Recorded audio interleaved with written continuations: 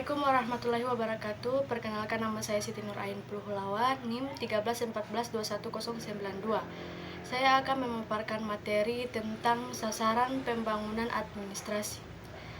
Yang pertama, menguraikan sasaran pembangunan administrasi. Pembangunan adalah aspek paling penting dalam suatu negara yang pada hakikatnya untuk mewujudkan masyarakat yang sejahtera. Demikian halnya Indonesia.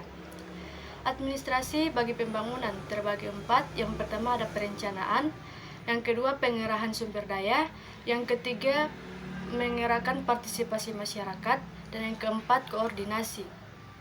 Berikut pengembangan kelembagaan.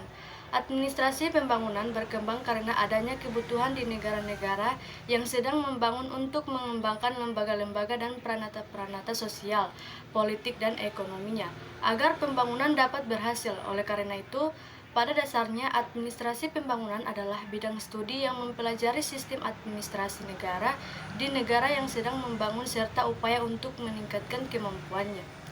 Berikut manajemen sumber daya manusia. Pembangunan suatu bangsa memerlukan suatu aset yang disebut sumber daya, baik sumber daya alam maupun sumber daya manusia.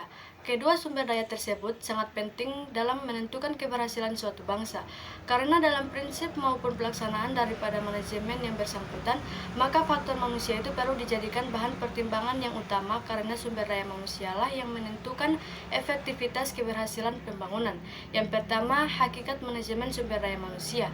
Yang kedua, kerangka dasar pemikiran manajemen sumber daya manusia. Yang ketiga, fungsi-fungsi manajemen sumber daya manusia. Berikut pengembangan kemampuan. Yang pertama ada hakikat pengembangan. Adapun Tambunan tahun 1996 menyatakan bahwa kemampuan administrasi menyangkut cara semua bagian organisasi atau bagian-bagian bersatu.